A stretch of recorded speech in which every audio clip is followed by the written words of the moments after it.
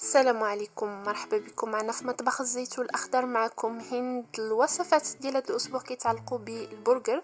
غادي نشوفوا معايا في الاول عجين البرجر بدقيق القمح الكامل، وصفه اكثر من رائعه اللي حضرتها بتعاون مع لاشين ديال الشيف فاطمه الزهراء، اللي حضرت حتى هي لكم وصفه البرجر ولكن بدقيق الابيض. شين اكثر من رائعه، خصوصا في الحلويات، فهي حاطه وصفات جميلة جدا في الحلويات كتستحق التشجيع وتستحق كذلك تشتركوا معها في القناة باش تشجعوها، وكنتمنى لها التوفيق ان شاء الله. دونك بقاو معايا باش تشوفوا معايا عجين البرجر بدقيق القمح الكامل. واللي بغى يشوفها، دونك اللي بغى عجين البرجر بدقيق ابيض عادي فيمشي على لاشين ديال فاطمه الزهراء باش يشوف البرجر عادي بلا دقيق القمح الكامل.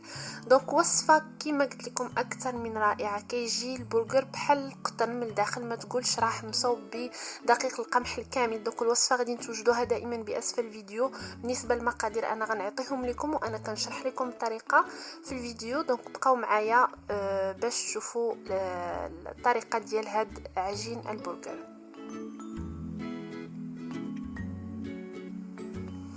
نبداو على بركه الله في تحضير الوصفه.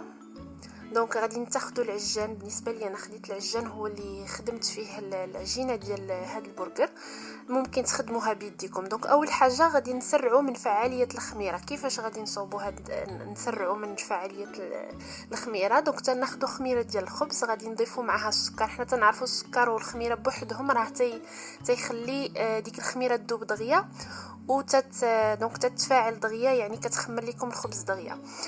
الا بغيتوا اكثر فكديروا هاد الطريقه، هي انه تتخلطوا الخميره ديال الخبز مع السكر سنيده، ماشي بالضروره يكون سكر بني، اي سكر عندكم، وتضيفوا عليه كميه ديال الدقيق بنفس الكميه ديالها ليكيد، يا اما ماء يا اما حليب. بالنسبه لي انا هنا كنزيد الحليب لان عجين البرجر كيتصاوب بالحليب. دونك خديت خميره الخبز معها السكر معها 100 غرام ديال الدقيق ابيض ومعها 100 غرام ديال الحليب، خلطتهم مزيان وخليتهم يخمروا واحد نصف ساعه. دونك هادو بقيه المقادير اللي غادي نضيفو من بعد. هذه هي العجين ديال هذيك التخليطه ديال الخميره اللي صوبنا في الاول. كما شفتوا معايا غيبانوا لكم فقاعات من بعد نصف ساعه، ومن بعد تبداو تضيفوا في بقيه المقادير.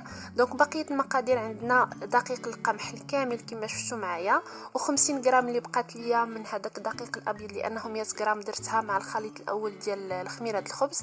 كنضيف الملح، غنضيف الزبده تقريبا معلقه كبيره او 20 غرام، بيضه وحده، وغيبقى ليا الحليب تنبقى نضيف فيه وانا كنخلط وانا كندلك في العجين وانا تنضيف في الحليب. من الاحسن الحليب يكون دافئ.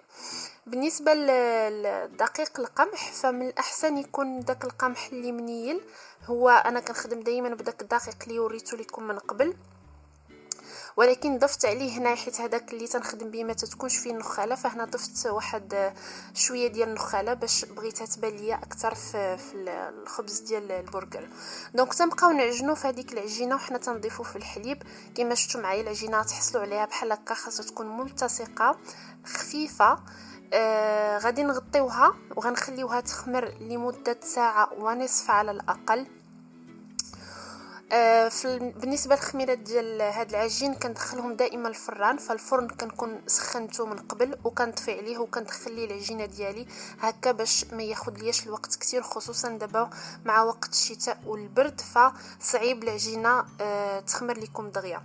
على اي بهذيك الطريقه ديال تسرعوا فعاليه الخميره، وكذلك الا درتوهم في الفران فما تاخذ لكمش حتى ساعه وتتخمر لكم العجينه. دونك تناخذوا العجينه تنفرغوها من الغاز، كان دائما نرشوا بالدقيق وغادي نبسطوها على شكل خبزه كبيره وغادي نقطعوها. دونك هذه طريقه باش تحصلوا على قطع متساويه وبالتالي تحصلوا على حجم واحد بالنسبه لخبيزات ديال البرجر. دونك تتقطعوا الخبزه تقريبا الى 6 قطع وتقريبا تيكونوا بنفس دونك تيكونوا في نفس الحجم في الاخير. هادو بالنسبه للناس اللي ما عندهمش ميزان في الدار وما يقدروش يعبروا هادوك الخبيزات او دوك الكويرات ديالهم. دونك تتصوبوا كويرات من هادوك القطع وتتحطوهم في اللاطه. بالنسبه للكويرات ما تتبسطوهمش، دونك كتخليهم بحال هكا كيما صوبتوهم كويره، كيما تتحطوها في هذيك اللاطه ديال الفران.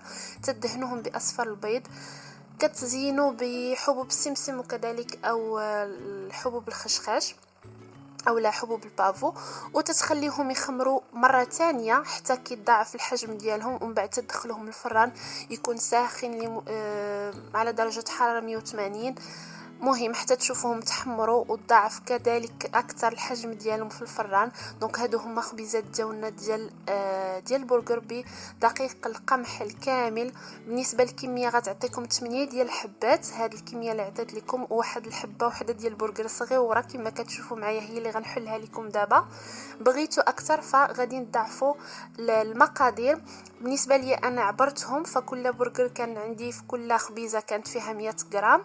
ف الا بغيتوا اكثر كما قلت لكم ديال الخبيزات فما عليكم الا تضاعفوا الحجم ديال هاد الخبيزات. كما شفتوا معايا الداخل ديالهم كيجي بحال القطن، كتجي خفيفه ولذيذه جدا فعلا. وصفه رائعه، كتمنى تجربوها وتبداو دائما تخدموا بها.